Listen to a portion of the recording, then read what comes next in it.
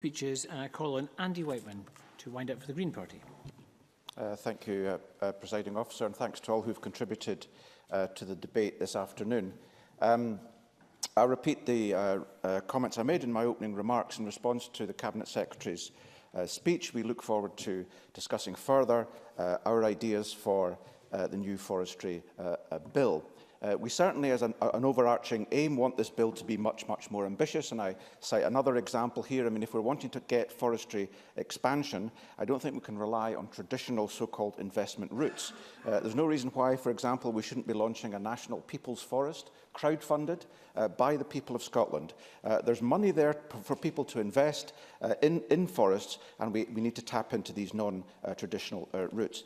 Peter Chapman mentioned the fact that forestry is a long-term business, and I think we'd all agree with that. He also talked about the fact that there's very little history of farmers doing forestry. I'm sure Peter Chapman's well aware that that's because of the lack of land reform in Scotland. Most of the land in Scotland was managed by tenant farmers, and it wasn't until this Parliament in 2003 gave tenant farmers the right to plant trees, and even then it was a constrained right. And it was land reform across Europe that led to the pattern of small-scale farm forestry that we see in countries like Austria and France.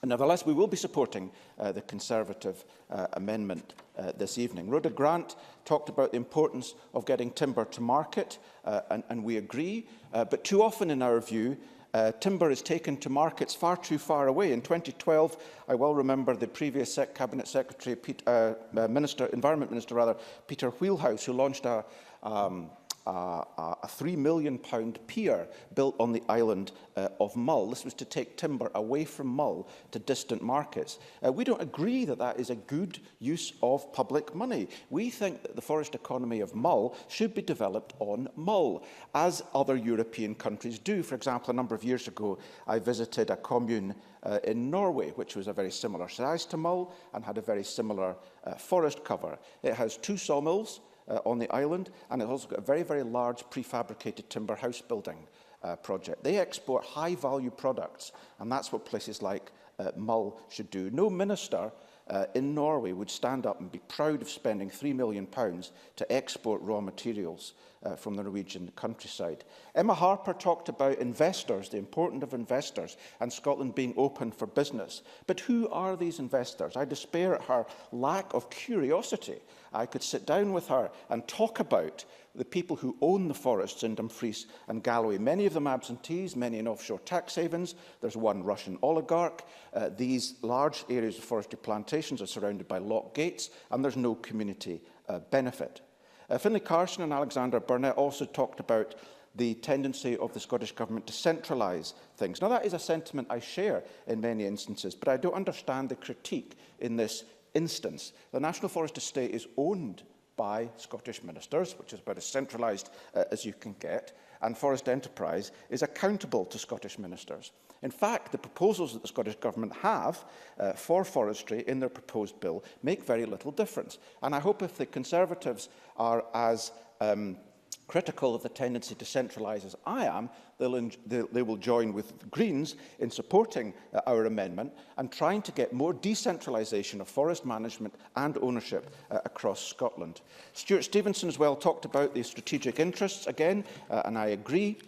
And that's why I think historically there has been cross-party support for forestry expansion in this Parliament.